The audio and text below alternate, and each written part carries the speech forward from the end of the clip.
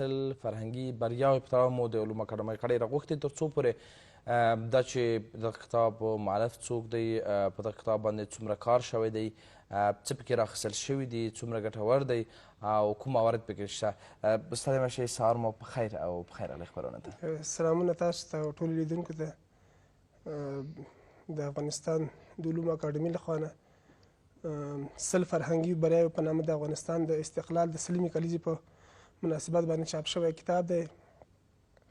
دا چې ازادي د ټولو انسانانو طبیعي حق دی او هر څوک غواړي چې ازادي ته ورسیږي، نو په همدغه بنا باندې غازي امان الله خان په خپل مدیریت او مېړانه باندې د افغانستان د استقلال د سلمې کلیزې په خاطر او د هغه د درناوي په خاطر باندې موږ ټولو ادارو ته د ولسمشر لخوا نه فرمان ورکړل شوی و چې څه نه څه راټول کړي او ویلي کړي او بیان یې کړي ولس ته. نو په هماغه اساس باندې د افغانستان د علومو اکاډمۍ د نورو کتابونو ترڅنګ سل فرهنګي بریاوې په نامه باندې یو کتاب هم چاپ کړی دی. د کتاب لیکوال بېلابېل لیکوالان دي، خو په ټوله کې د علومو اکاډمۍ ډېر لیکوالان پکې شامل دي چې هغوی د لیکنې راټولې کړي دي. په کتاب باندې د علومو اکاډمۍ د پښتو څېړنو د بینالمللي مرکز رئیس څېړنوال وجیه الله شپون سریزه لیکلې ده. د کتاب په محتویاتو غږېدلی دی، د ازادۍ په باره کې غږېدلی دی. او له هغې نه وروسته کله چې په 1298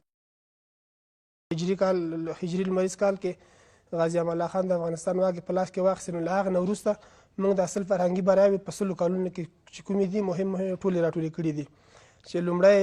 څېړنپوه نصرالله ناصر د علومو اکاډمۍ د بشري علومو معاون په مرکه د پښتو باندې رڼا اچولې ده، هغه یې پوره تشریح کړې ده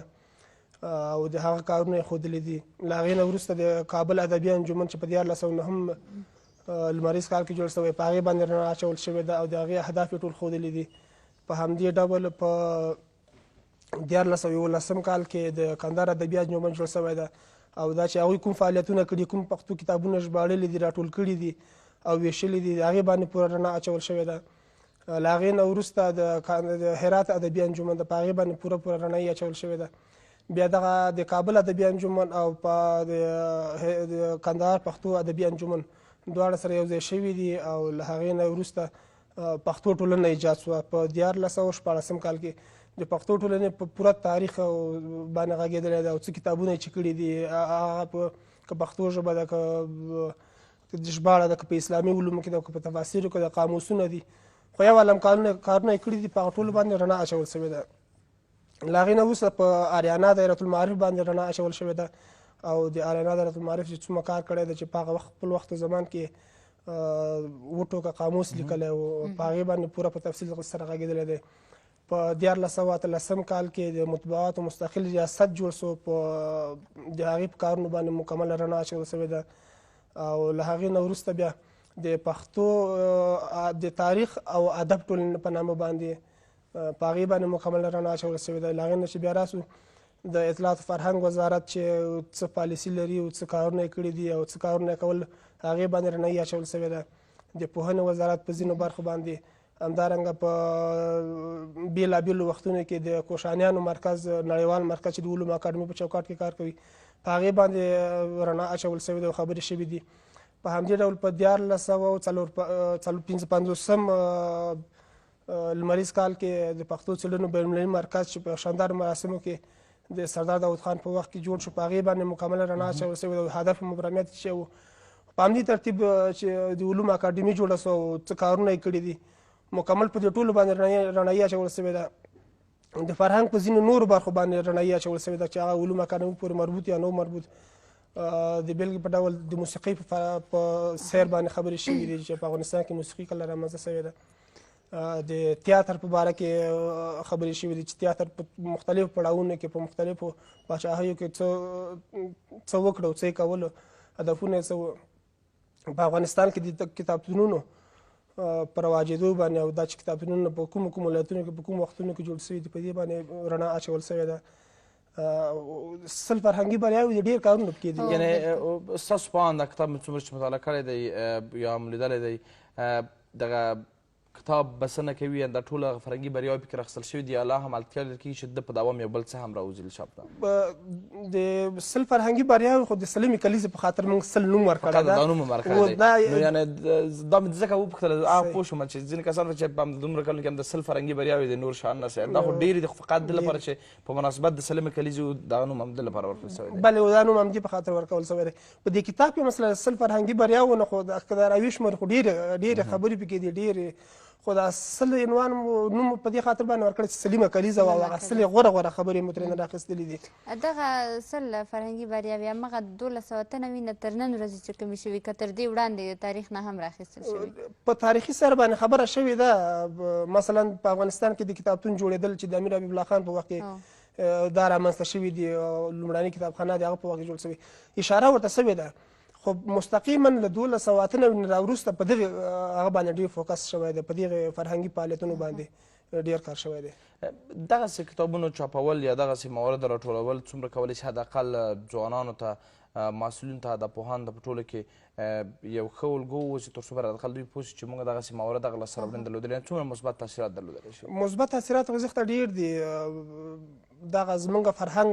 موږ ته راژوندی کوي موږ ته را په یادوي په فرهنګي چارو کې خو بیا چې ډېر کارونه وشي نور هم خو دا هغه مهم دي چې تاریخوار یې موږ لیکلي دي سند او هر څه یې موږ سره موجود دي او ماخذونه موجود دي دا خو نوي ځوان دپاره ډېر مهم دي او چې له خپل فرهنګ نه خبر شي چې زموږ په وطن کې د کتابتونونه څه وخت رواج شوي دي د کتاب لوستل زموږ افغانانو خپلو علمي فرهنګي خلکو ته کوم سیمینارونه نیولي دي د کتابونو په باره کې څه ویلي دي دا خو ډېر مهم دي چې هغوی ترې نه خبرېږي او کېدلی شي چې همدې نه د مکتب زده کوونکي محصلین د پوهنتون استادانو د علومو اکاډمي نور استادانو له همدغه کتاب نه ماخذ واخلي له همدې کتاب نه اخیستنه وکړي او خپلې مقالې په باندې ولیکي او په دې کې موږ که یو فرهنګي بریا په یو نقطه کې راخیستې ده یوه کرښه کې مې راخیستې ده هغې کېدلی شي دې باندې بسته کرښې ولګي په ځان ته موږ داسې کېدلی شي د پښتو ټولنې باندې موږ یو کتاب هم لیکلی سو چې هغې څومره کارونه کړي دي خو دلته یې موږ یوه یادونه کړې ده نو دا یو ښه ماخذ ده د محصلینو لپاره د استادانو لپاره د ټولو لپاره که دا راته وایي چې دغسې کتابونه چاپول یا پښتو کتاب په پښتو کې موږ دغسې یو څه نه لرو یا پخوانۍ بریاوې چې څومره وي په د فرهنګ لپاره که کار شوی که د سینما هرې برخې لپاره هغه ټول ورک دي څومره اوس هم کمی احساسېږي تر څو دغسې کتابونو باندې کار وشي او دغه ځوان نسل ترې خبر شي دا کتابونه خو ډېر مهم دي علوم اکاډمي په دې باندې کار کوي د فرهنګ په ټولو برخو باندې کار کوي د ژبو په ټولو برخو باندې بلکې په ټولو علومو باندې کار کوي او دا ډېر مهم دي په نورو برخو کار شوی دی د افغانستان تاریخ او خپرونې په نامه باندې هم فرهنګي چارې راځي په مطبوعاتو په باره کې د ادبیاتو په باره کې دا ډېر مهم دي موږ لا هم تر اوسه پورې هغسې حالت کې نه یو لکه نړۍ چې له خپل تاریخ څنګه لیکلی د خپل ادب څنګه لیکلی خپل فرهنګ څنګه لیکلی دی خو هڅه مو ډېره ده شپه ورځ کار کوو موږ په دې خاطر باندې چې خپله ژبه بډایه کړو خپل فرهنګ بډایه کړو خپل فرهنګ نورو ته ور معرفي کړو نو دا ډېره مهمه ده او دې نه باید چې ځوانان ډېر آګاه اوسېږي چې موږ یو وخت ډېر غني فرهنګ درلوده او چې په هغې کې ما ته مې اوس پلار نه دی ویلي چې که تاسو کله یو څوک میلمه راغی یا پلار څوک تېرېده میلمه ترې راوله خو ما لیدلي دي چې زما پلار میلمه راوستلی ده میلمه یې قدر کړی میلمه عزت یې کړی ده نو ما دا یاد کړي ده ما فرهنګ زده کړی ده چې زه باید د میلمه درناوی وکړم میلمه باید چې وپالمه دا زموږ فرهنګي هغه دي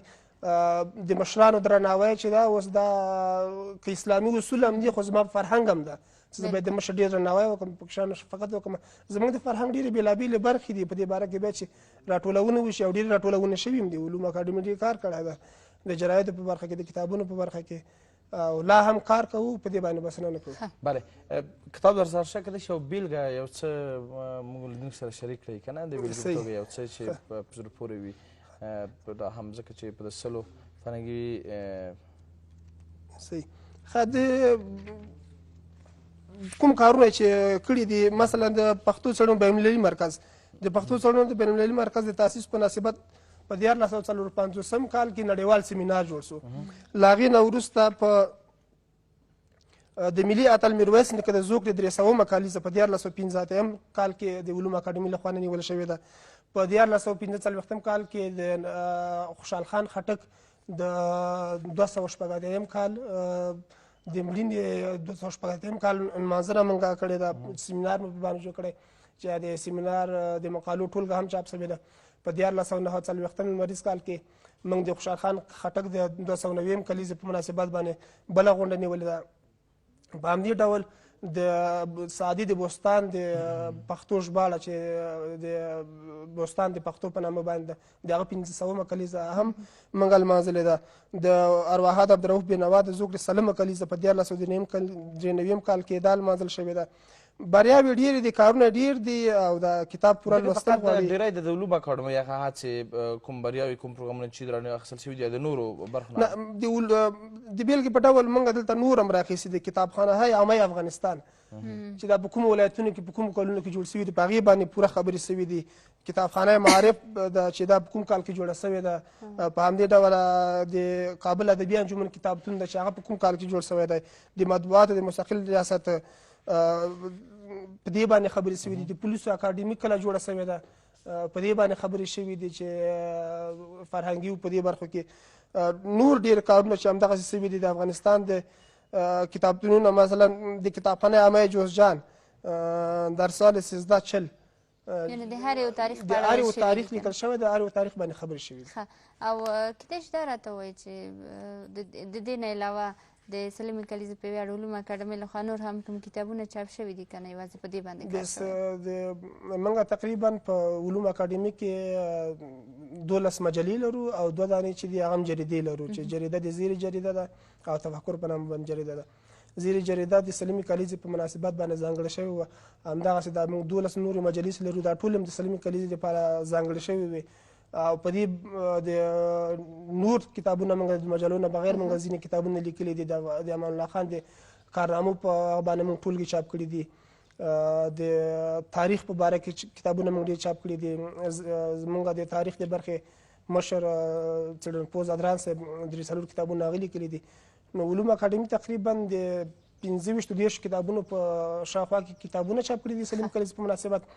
او یادونه کوم چې په همدغه مناسبت باندې موږ شاید یو نندارتون هم جوړ کړو. د هغې کې موږ رسنۍ غواړو چې دا موږ کوم فعالیتونه چې د سلیم کلیزې په مناسبت